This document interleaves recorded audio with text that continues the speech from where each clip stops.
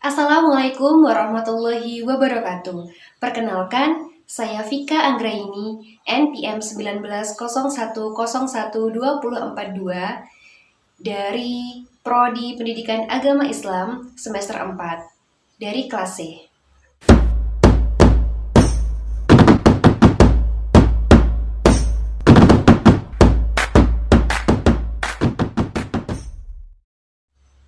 Baik, di sini saya akan menjelaskan materi pada mata kuliah Fikih Munakahat dari pertemuan ke-9 sampai ke-15. Materi yang pertama yaitu Walimatul Urs. Walimatul Urs adalah perayaan pernikahan atau sebuah jamuan makan yang diselenggarakan berkenaan dengan pernikahan. Biasanya walimatul urs dilaksanakan setelah akad nikah. Kata walimah berasal dari kata al-walamu yang berarti pertemuan.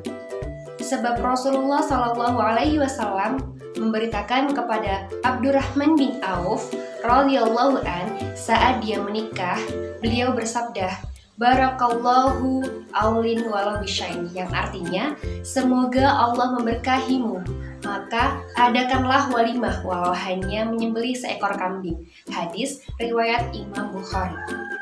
Juga berdasarkan hadis dari Abu Raidah bin Husaid ketika Ali melamar Fatimah berkata bahwa Rasulullah SAW bersabda, Innahu lanubaddil ursi min walimah, yang artinya sesungguhnya setiap pernikahan haruslah ada walimahnya.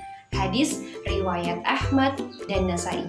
Oleh sebab itu, dalam pernikahan harus diadakannya sebuah walimah, yang mana konsep dari walimah tersebut tidak harus dengan konsep yang mewah, tetapi bisa dilakukan dengan sesederhana mungkin, sesuai dengan kemampuan yang kita miliki. Kemudian materi yang kedua yaitu hak dan kewajiban suami terhadap istri dalam keluarga. Dari Hakim bin Muawiyah dari ayahnya radhiyallahu anhu, aku berkata, Ya Rasulullah, apakah kewajiban seseorang dari kami, yaitu laki-laki, terhadap istrinya? Kemudian beliau menjawab, engkau beri makan jika engkau makan, engkau beri pakaian jika engkau berpakaian, dan jangan memukul wajah, dan jangan menjelek-jelekannya.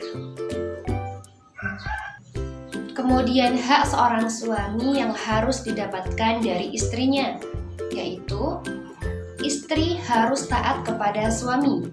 Seorang istri tidak diperbolehkan kasar kepada suaminya, baik dalam perbuatan maupun perkataan. Dan alangkah lebih baiknya sebagai istri yang baik senantiasa berkata lemah lembut terhadap suaminya.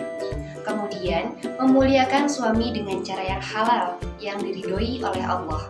Kemudian, menghargai suami, yang mana seperti halnya jika hendak bepergian, haruslah meminta izin kepada suami, karena itu adalah salah satu bentuk menghargai suami dan memuliakan suami.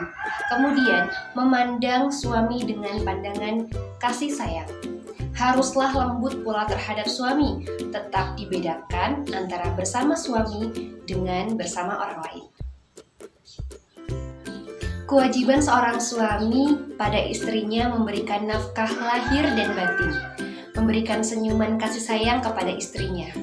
Jika suami tidak memberikan senyuman kasih sayang kepada istrinya, maka haram baginya, karena tidak memenuhi kewajibannya dan hilang rahmat dari Allah Subhanahu wa Ta'ala. Kemudian pada materi ketiga yaitu hak dan kewajiban istri terhadap suami dalam keluarga, yaitu yang pertama, taat dan patuh kepada suami. Istri yang baik harus patuh kepada perintah suaminya, namun kepatuhan istri tidak berlaku atau harus menolak bila suami memerintahkan untuk berbuat dosa. Misalnya, suami menyuruh untuk tidak sholat atau tidak menjalankan puasa wajib. Kemudian, melayani suami. Melayani suami dalam bersenggama merupakan kewajiban yang harus dikerjakan oleh istri, kecuali ada alasan yang syar'i. Menurut syarak seperti sedang haid. Kemudian apabila istri menolak ajakan suami, maka malaikat akan melaknatnya sampai pagi hari. Kemudian pergi dengan izin suami. Istri tidak boleh bepergian sendirian kecuali mendapat izin dari suami atau dengan mahram yang ditunjuk oleh suaminya. Hal ini semata-mata hanya untuk keselamatan istri bila mendapat gangguan saat di perjalanan. Kemudian materi yang keempat yaitu nafkah, kiswah, dan tempat tinggal bersama. Nafkah secara etimologi berasal dari bahasa Arab, yakni berasal dari kata anfaqo yunfiku infaqon. Dalam Kamus Bahasa Arab Indonesia, secara etimologi kata nafkah diartikan sebagai pembelanjaan atau bisa disebut juga berupa uang. Kemudian kiswah atau pakaian ataupun kain merupakan kebutuhan pokok manusia selain makanan dan tempat teduh atau tempat tinggal ataupun yang disebut juga dengan rumah. Manusia juga membutuhkan pakaian untuk melindungi diri dan menutupi auratnya. Kemudian tempat tinggal. Tempat tinggal adalah sebuah tempat yang biasanya berwujud bangunan atau rumah atau struktur lainnya yang digunakan sebagai tempat tinggal manusia. Istilah ini dapat digunakan untuk rupa-rupa tempat tinggal. Tempat yang memiliki fungsi sebagai berikut. Yang pertama adalah tempat berteduh dan berkumpul, kemudian tempat mendidik, tempat beristirahat, dan tempat bersenang-senang. Kemudian materi yang kelima yaitu kedudukan harta dalam pernikahan. Berpindahnya harta orang tua kepada anak ada 3 macam, yaitu jika orang tua hidup lalu memberikan kepada anak, itu namanya hibah. Kemudian jika harta orang tua pindah kepada anak setelah orang tua meninggal, itu disebut sebagai warisan. Kemudian jika memberikannya pada waktu masih hidup, kemudian membaginya setelah meninggal, itu disebut sebagai wasiat.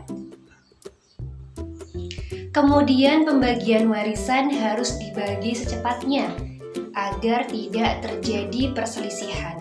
Dalam wasiat ada yang namanya wasiat haram. Seperti contoh, seseorang berwasiat kepada anaknya ketika orang tuanya meninggal, yang isi wasiatnya tersebut bahwa anak yang mabuk itu belikanlah khamr. Nah, itu hukumnya haram. Kemudian ada wasiat yang tidak harus dipenuhi. Contoh seperti ketika ingin meninggal nanti dikuburkannya di tanah yang sudah ditentukan. Nah, ini sesuatu hal yang tidak harus dipenuhi karena semua bumi itu sama. Kemudian mengenai hibah, itu harus adil. Haram orang tua jika tidak adil terhadap anaknya karena dapat merusak hati anak. Meskipun anak tersebut bandel, tetap harus adil. Dan apapun yang diberikan orang tua selama masih hidup, maka itu adalah milik anak. Kemudian materi yang keenam yaitu hukum menikahi wanita yang pernah berzina. Jadi tidak dibenarkan bahwa menikahi wanita yang pernah berzina adalah sebuah kehinaan. Tetapi jika seorang wanita tersebut sudah menyesali perbuatannya dan sudah bertaubat nasuha, maka boleh untuk dinikahi dan memiliki niat untuk memuliakan dirinya agar tidak terjerumus lagi dalam kehinaan. Tetapi juga harus berani menutup aibnya sampai ia meninggal. Jadi tidak ada larangan menikahi wanita yang dulunya pernah berzina. Kemudian materi yang terakhir, materi yang ketujuh yaitu perjanjian perkawinan. Jadi, jika dalam sebuah pernikahan atau perkawinan kedua belah pihak telah membuat sebuah perjanjian, maka dia harus mematuhi perjanjian tersebut. Jika seorang suami menikah lagi meski sudah berjanji, itu tidak bisa dilarang karena itu halal dalam syariat Islam. Tetapi istri juga mempunyai hak untuk bercerai karena alasan tersebut. Baik, Mungkin itu saja materi yang bisa saya sampaikan. Kurang lebihnya saya mohon maaf. Saya akhiri, wallahul muwaffiq ila aqwamit thoriq. Wassalamualaikum warahmatullahi wabarakatuh.